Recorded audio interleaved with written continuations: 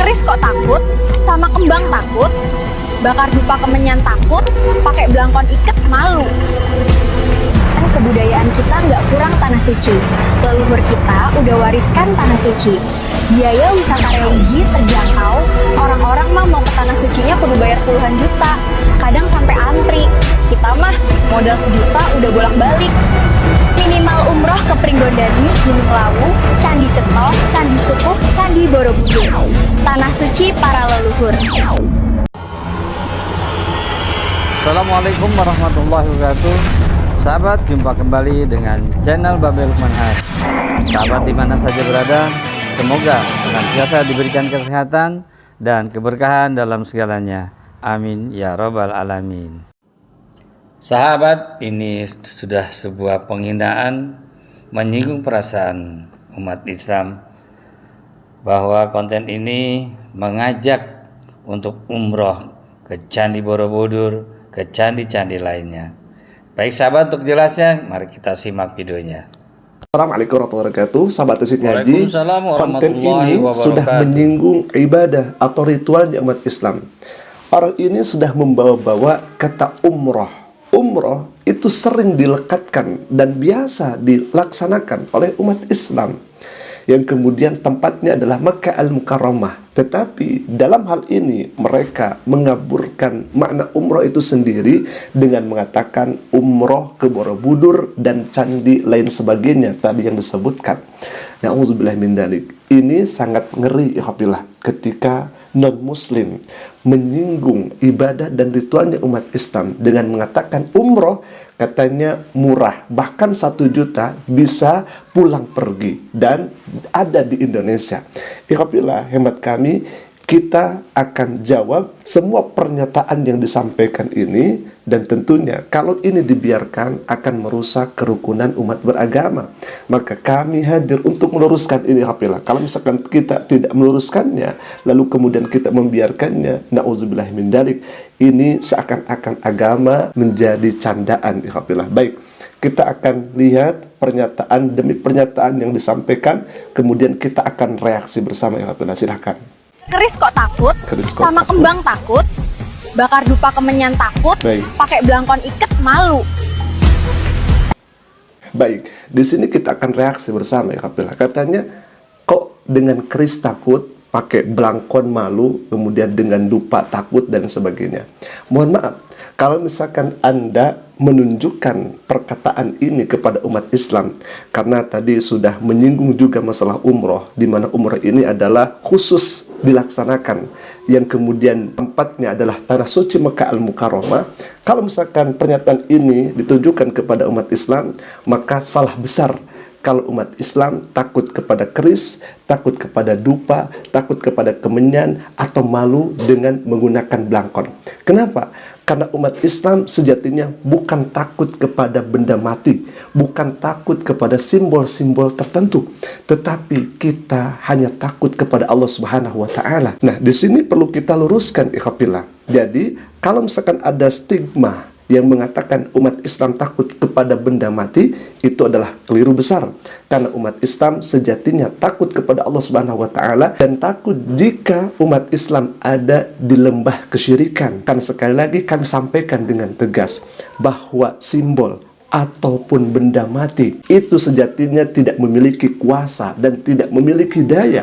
Umat Islam sering melafadzkan la haula wala quwata illa billah. Tidak ada daya, tidak ada kekuatan kecuali semuanya atas izin Allah Subhanahu wa Ta'ala. Jadi kenapa benda mati harus ditakuti oleh umat Islam? Itu yang Anda harus pahami dari akidah umat Islam itu sendiri. Yang kedua, yang Anda harus pahami di sini, umat Islam tidak anti budaya, tetapi umat Islam tidak tawar-menawar soal akidah. Jangan salah paham Anda kepada ajaran Islam. Islam hadir bukan berarti harus menghapus budaya, tidak. Dan Islam sejatinya tidak alergi dengan budaya. Akan tetapi Islam menyaring mana budaya yang tidak bertentangan dengan syariat, mana budaya yang justru bertentangan dengan akidah, dengan syariat Islam itu sendiri. Contoh misalkan, kita mengambil contoh yang mudah untuk kita pahami dan memang realitanya ada di lapangan. Misalkan ada budaya batik, baju dengan corak batik, ikhwafillah. Apakah itu warisan dari budaya Islam? Tidak, ikhwafillah. Apakah itu dari budaya Arab atau misalkan dikatakan seperti itu? Tidak. Tetapi batik ini ya daerah lokal, budaya Indonesia. Apakah lantas kemudian Islam melarang memakai batik? Walaupun itu batik ada dan hadir di Indonesia, di tempat kita, kan tidak. Justru batik atau sarungan dipakai oleh umat Islam untuk apa? Salah satunya misalkan untuk ceramah, untuk ibadah, untuk ke masjid melaksanakan berjamaah dan sebagainya. Sekali lagi, Islam tidak alergi terhadap budaya. Yang kedua, misalkan belangkon. Apa malunya pakai belangkon? Tidak ada, ikhwafillah. Kalau misalkan kita ingin memperlihatkan identitas kita sebagai suku di daerah tertentu, atau suku Sunda dengan belangkonnya, atau suku Jawa dengan belangkonnya yang kemudian ciri khasnya seperti itu, silakan. Islam tidak melarang itu. Tetapi kalau misalkan belangkon atau apapun itu misalkan digunakan untuk hal-hal atau ritual tertentu, maka itu yang dijauhi oleh Islam. Selagi dipakai untuk identitas suku tertentu, itu tidak jadi masalah. Selagi dipakai dalam kebaikan, itu tidak jadi masalah. Selagi tidak bertentangan dengan syariat Islam, itu tidak jadi masalah. Dan Islam memperbolehkan itu semua. Jadi mohon supaya tidak membenturkan antara budaya dengan Islam. Karena Islam sejatinya tidak alergi dengan budaya. Tetapi kalau misalkan budaya itu sudah bertentangan dengan nilai Islam, sudah bertentangan dengan tauhid, etika, moral, dan sebagainya, maka jelas Islam melarangnya. Kemudian tadi masalah keris. Apa yang harus ditakutkan dengan keris? Keris itu sama dengan golok, hanya berbeda bentuk, tajamnya sama. Hanya saja berbeda bentuk. Tetapi kalau misalkan keris ini digunakan atau dianggap misalkan bertuah, bisa mendatangkan kekuatan gaib atau bisa mengusir jin, setan dan sebagainya dengan keris itu, nah itu yang kemudian diharamkan di dalam Islam. Contoh yang kedua tadi dikatakan dupa atau kemenyan. Dupa dan kemenyan itu kan wewangian, sama dengan wewangian yang kita pakai selama ini. Dan itu diperbolehkan ikhwafillah untuk aromaterapi dan kemudian wangian biasa. Tidak jadi masalah. Tetapi kalau misalkan diyakini dupa kemenyan itu supaya bisa mengusir jin, supaya bisa mengusir setan, atau supaya memanggil roh jahat misalkan, atau mengambil jin, nah itu yang dilarang di dalam Islam. Itu yang pertama ikhwafillah dalam pernyataan ini. Baik, kita akan lihat ke pernyataan kedua ya. Kita akan reaksi bersama. Silakan ya ikhwah. Kebudayaan kita nggak kurang tanah suci. Leluhur kita udah wariskan tanah suci. Biaya wisata religi terjangkau. Orang-orang mah mau ke tanah sucinya kudu bayar puluhan juta. Kadang sampai antri. Kita mah modal sejuta udah bolak-balik. Baik, ini hemat kami sudah menyinggung juga kepada ibadahnya umat Islam. Bahkan nanti secara jelas ya dikatakan umroh ikhwafillah. Katanya orang lain itu rebutan ke tanah suci bahkan harus antri, bahkan keluar puluhan juta. Berbeda dengan mengunjungi tempat-tempat yang lokal di Indonesia, katanya dengan ongkos sejuta saja itu sudah pulang pergi katanya. Na'udzubillah min dzalik. Hemat kami ini sangat dangkal juga, lucu juga. Kenapa ikhwafillah kita katakan demikian? Karena yang pertama, tanah suci itu bukan masalah harga, murah atau mahalnya, bukan seperti itu. Tanah suci itu dipilih oleh Tuhan, dipilih oleh Allah Rabbul Alamin.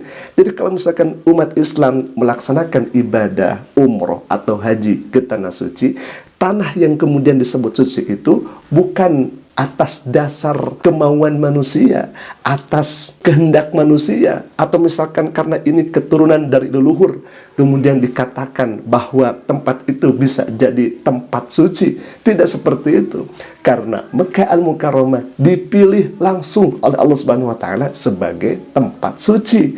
Al-Qur'an sudah menjelaskan secara jelas. A'udzubillahi minasyaitonirrajim. Bismillahirrahmanirrahim. Inna awwala baiti wudi'a lin-nasi lalladzi bi Bakkata mubarakah. Di sini sudah sangat jelas kita garis bawahi lalladzi bi Bakkata mubarakah. Bi Bakkah mubarakah. Bakkah artinya Mekah itu mubarakah, diberikan keberkahan oleh Allah Subhanahu wa taala. Artinya disucikan oleh Allah Subhanahu wa taala di Mekah tersebut. Kenapa lantas kemudian harus dipertentangkan dengan leluhur yang kemudian mewariskan tanah suci di tempat lokal atau di Indonesia ini? Itu sangat tidak nyambung, karena mungkin yang Anda pahami terkait tanah suci yang kemudian diwariskan oleh turun-temurun atau dari leluhur itu berdasarkan keinginan manusia. Tidak seperti itu dalam akidah umat Islam, karena sejatinya tanah suci itu langsung dipilih oleh Allah Subhanahu wa taala. Jadi dalam hal ini kami menjelaskan jangan disamakan antara wisata religi buatan manusia dengan perjalanan ibadah umroh ke tanah suci, di mana tempat suci itu dijadikan suci oleh Allah Subhanahu wa taala. Ayatnya sudah jelas, lalladzi bibakkata mubaraka. Yang kedua, di sini kami sampaikan bahwa keturunan atau leluhur itu tidak menjadi ukuran kebenaran. Mohon maaf, kami katakan demikian karena ini ada faktanya, ikhwafillah. Fir'aun itu mewariskan budaya yang besar, tetapi Fir'aun ini sombong. Fir'aun ini tidak mengakui keberadaan Tuhan. Bahkan dirinya mengatakan ana rabbukumul a'la.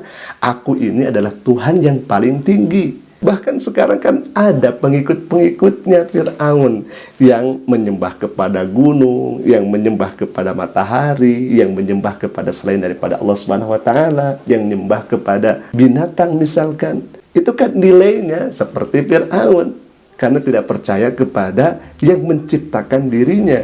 Apakah Fir'aun ini yang mewariskan budaya besar? Salah satunya tidak percaya kepada Allah Subhanahu wa taala adalah ukuran kebenaran. Tidak, ikhwatillah. Justru di dalam Al-Qur'an Fir'aun dikatakan bahwa fa innahu tagha, Fir'aun sudah melampaui batas. Nauzubillahi min dzalik. Dan di sini Islam secara jelas dan tegas. Islam mengutamakan kebenaran, bukan dengan keturunan.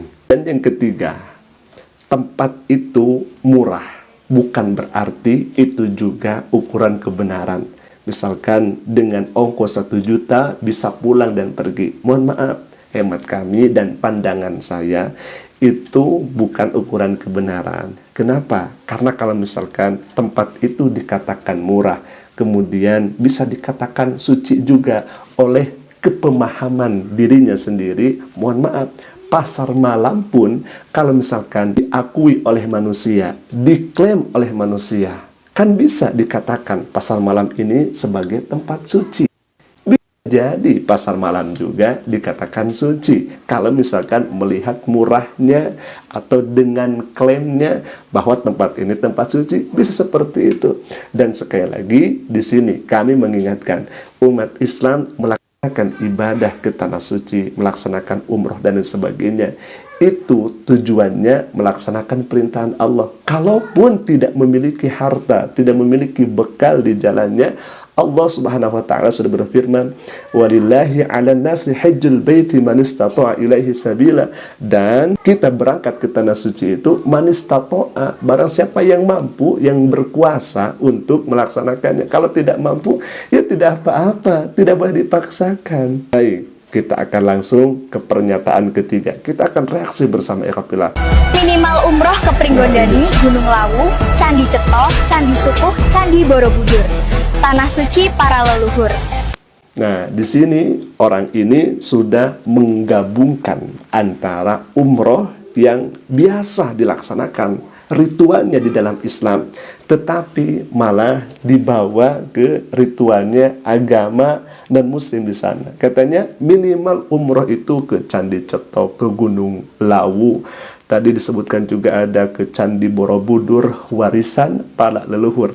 Di sini hemat kami sudah menyinggung ibadahnya umat Islam, di mana umrah itu dan rangkaian umrah itu kita berkunjung ke tanah suci Mekah Al-Mukarramah, kemudian di sana kita niat berihram, kita tawaf, kita sa'i, kemudian kita tahalul, tertib dengan urutan seperti itu adalah umroh di dalam Islam. Bayangkan, ikhwafillah, kalau misalkan kita umroh ke tempat-tempat yang disebutkan oleh orang ini dengan label bahwa tempat ini adalah warisan para leluhur dan kita tidak mengetahui kebenaran itu karena memang kita mengikuti Al-Quran dan hadis Nabi SAW, tetapi mengaburkan makna dari kata umroh itu sendiri. Katanya minimal umroh ke tempat-tempat yang tadi dikatakan. Na'udzubillah min dzalik.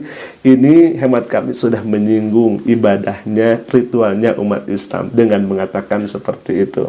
Apakah kita umat Islam akan tinggal diam? Tentu dengan keadaan seperti ini. Kalau misalkan mereka membuat konten dengan khilaf dan ketidaktahuan, ya mungkin umat Islam memaafkan. Tetapi kalau misalkan hal ini terus diulangi, terus dibikin konten berpart-part misalkan, atau malah jadi nanti akan menjadi perpecahan bagi kerukunan umat beragama, maka hemat kami jalur hukum yang paling ideal untuk memberhentikan hal-hal yang semacam ini, ikhwafillah. Karena sekali lagi, umroh di dalam Islam sudah jelas urutannya seperti sa'i dan lain sebagainya. Apakah lantas kemudian kita mendatangi Candi Borobudur, kemudian kita mengelilingi candi tersebut? Kan itu hemat kami, na'udzubillah min dzalik. Ini kan sudah penistaan juga, ikhwafillah. Umroh ke tempat-tempat yang kemudian tidak ada nas syariatnya di dalam Al-Quran, di dalam hadis Nabi SAW. Harus ke Borobudur atau ke Gunung Lawu dan lain sebagainya. Walaupun itu dikatakan dengan embel-embel tadi, ini adalah tempat yang murah, bahkan PP ongkosnya 1 juta. Mohon maaf, kami tidak melihat murah atau tidaknya, mahal atau tidaknya, tetapi melihat apakah di sana ada perintahnya, atau dengan cara seperti itu kita mendapatkan murka daripada Allah Subhanahu wa taala. Nauzubillah min dzalik. Jangan sekali-kali kita menodai daripada syariat Islam itu sendiri. Di sini kami mengajak kepada ikhwah semua, sahabat Tasik Ngaji, wabil khususnya kepada yang membuat konten semacam ini, karena jelas ikhwafillah ini hemat kami sudah ada di dalam ranahnya menyinggung kepada umat Islam. Dikatakan minimal katanya umroh itu ke tempat-tempat yang disebutkan tadi. Padahal jelas di dalam Islam itu tidak ada umroh kecuali ke Tanah Suci Mekah Al-Mukarramah. Ya Alhamdulillah, jadi di sini kami mengedukasi kepada kita semua agar kita tentunya lebih hati-hati dan lebih waspada terhadap konten-konten semacam ini. Kita tidak tahu dengan apa mereka membuat konten ini, apakah dengan AI kah atau dengan manusia secara aslinya. Tetapi zaman ini sudah masuki fase akhir mungkin, alhamdulillah, dengan keadaan yang semacam ini. Umat Islam dituduh, difitnah dan sebagainya, diserang oleh non-muslim. Subhanallah, banyak sekali alhamdulillah di video-video kami sebelumnya bisa dilihat oleh sahabat Tasik Ngaji semua bagaimana sepak terjangnya yang kemudian subhanallah serangan bertubi-tubi alhamdulillah, dari pembuatan AI menyerang Ka'bah, pembuatan AI kemudian ada yang joget-joget kaum pelangi di sana. Nauzubillah min dzalik. Sampai sekarang kita menemukan video atau konten semacam ini. Alhamdulillah, tetap waspada, semoga kita semua dijaga oleh Allah Subhanahu wa taala. Alhamdulillah, mungkin itu dulu yang bisa saya sampaikan, semoga bermanfaat, dan jika bermanfaat silahkan klik tombol subscribe-nya dan jangan lupa berikan juga notifikasinya agar setiap kami upload video baru insya Allah akan menjadi pemberitahuan untuk kita semua. Assalamualaikum warahmatullahi wabarakatuh. Waalaikumsalam